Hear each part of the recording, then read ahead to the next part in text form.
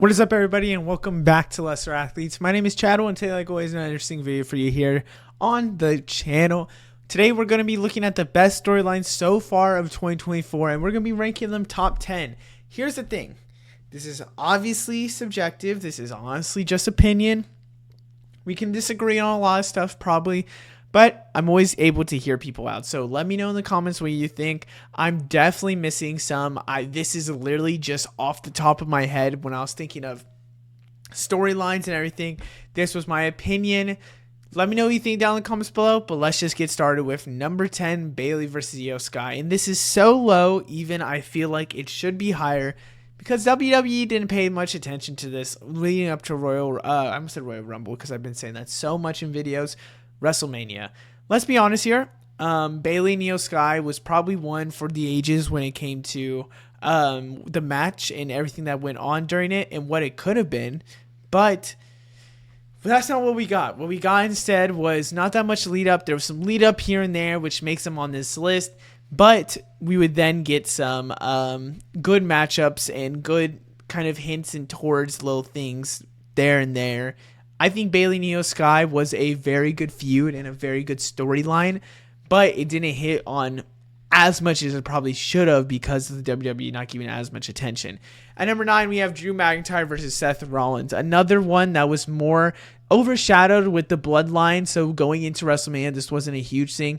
You could say the storyline grew even larger than what it really was, but this was still a great storyline in my opinion. I think made a ton of sense in my opinion as well, but we really just didn't get to see this go as crazy as maybe others because of this whole bloodline story in the mix where Drew McIntyre was kind of calling Seth Rollins a junkie, calling him all this stuff because of Seth Rollins not being involved with Drew McIntyre and going to the bloodline instead. For that reason, I have to put it a little bit lower than others, but I still think this kind of feud was great, and I think it was really interesting at the end of the day. At number 8, we have Gunther versus Sammy. This one was more of a not really kind of shocking. Let's first actually say this, where we thought Chad Gable was going to be the one to dethrone Gunther. Instead, it was Sami Zayn. I think Sami Zayn made a lot of sense to get it with his Rocky kind of vibe, I guess you could say. Sami Zayn and Gunther, the lead up was not as amazing, but then they started to really ramp things up and really have a story with these two. And I think that's why this storyline's on here, because I don't think I'm counting matches as well a little bit into here. That match was one of the best matches I've ever seen with my eyes live, I should say also. So Gunther versus Sami, I feel like you have to say the build up there was good, and that's why it's still a top 10. But it wasn't there initially. I don't think any one of us thought Sami Zayn was for sure going to get this over to Gunther.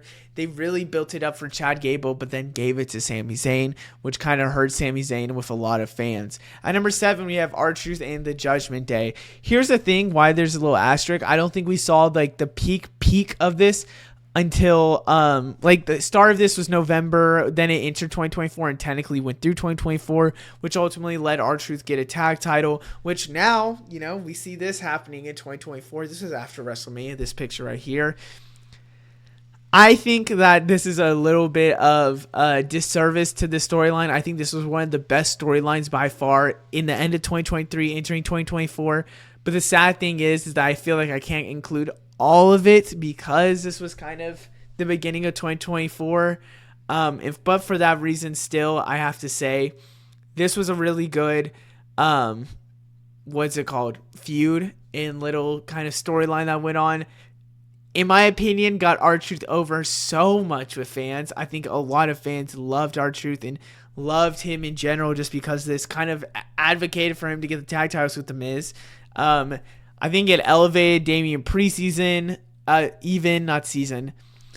I think it also just helped overall with this whole Judgment Day storyline. It was a great storyline, and I really wish we get R-Truth with Damian Priest in the future, but we'll have to see if that happens. Up next, we have LA Knight versus AJ Styles. I have to say that leading up to this, there was some times where LA Knight and AJ Styles just was hitting. It was just perfect. The going into each other's LA Knight going to AJ Styles' house and beating the living crap out of him. Something he did with Logan Paul, but he's not going to be on here because truthfully wasn't as good as an AJ Styles, to be honest with you. I think looking at that, looking at him hiding as a security guard, just brawling with each other, this feud was amazing. I loved everything about it. LA Knight versus AJ Styles was everything I wanted out of here, and LA Knight especially winning was something I wanted as well. All of it was perfect. I think it was a great feud for them.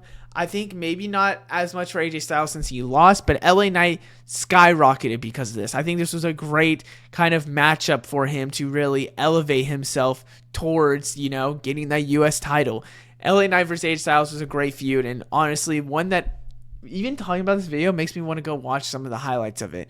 Up next, we have Chad Gable versus Sammy / Alpha Academy. Another storyline during Raw that was after WrestleMania, funny enough, that really made me tune into Raw every single day. When I think about these storylines, I think of, did this storyline really keep me excited week by week that I was like, oh, we get to see this. Oh, we get to see this. This was one of those storylines. I think once we hit 5, 6, maybe, but 5 is really every week I was like, oh my God, we get to see Chad Gable and Sammy. This is one of them. The whole thing, and I have to have Alpha Academy in here because I think we all thought, when was Otis and them going to attack him? When do the Creed brothers get involved? What's going to go on then? We see Sami Zayn getting involved. This was a good one. The most shocking of it was probably Chad Gable losing the IC title to Sami Zayn. But they had future plans with the Wyatt Six. I understand what went on. Now looks like the Wyatt Six and Chad Gable's kind of done, which we'll talk about Wyatt Six actually now. The Wyatt Six storyline is here at 4. I was excited week after week, PLE after PLE. I would also have to say SmackDown after SmackDown to see what could the Wyatt Six do.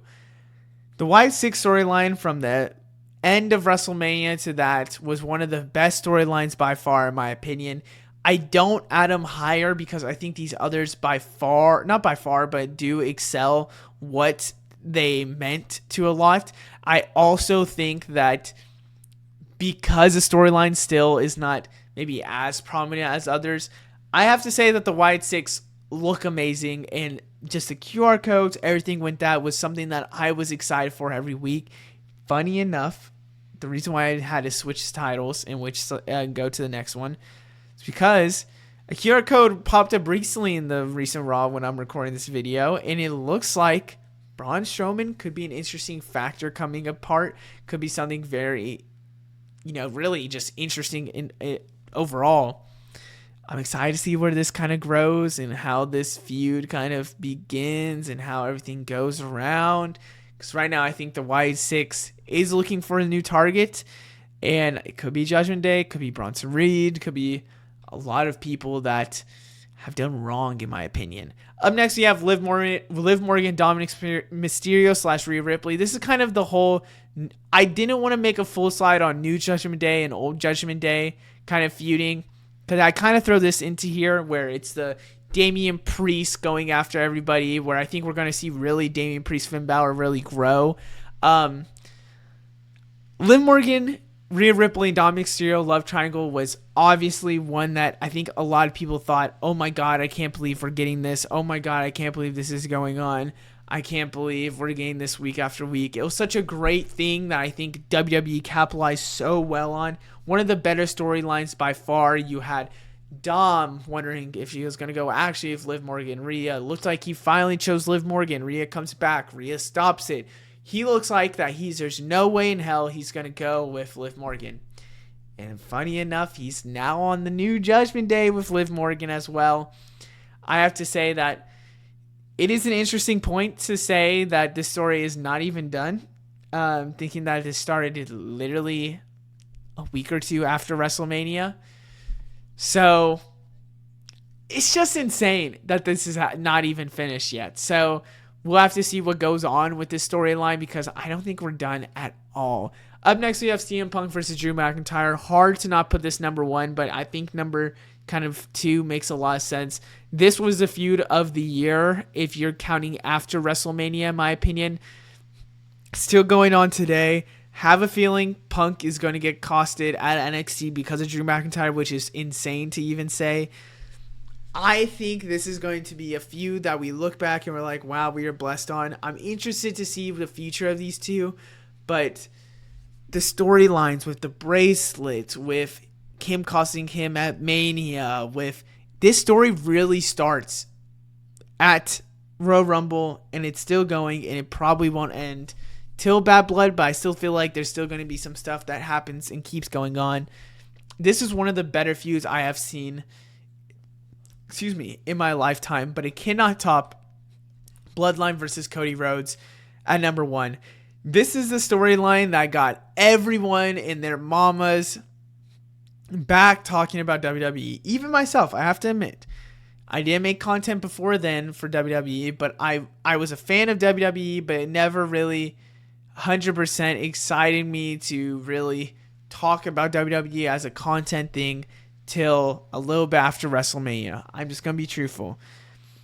I think Bloodline versus Cody Rhodes was something that is probably one of the best storylines we have ever seen in all of wrestling, where Cody Rhodes wins the Royal Rumble, says he's going to choose Roman Reigns, creative, and The Rock gets involved. Rock says this is the year we're doing Roman and Roman and me going against each other. Cody's kind of pissed off the scenes, behind the scenes, and stuff goes down. The fans, everything just hit exactly right. One of the best of main events, one of the best things ever in WrestleMania history.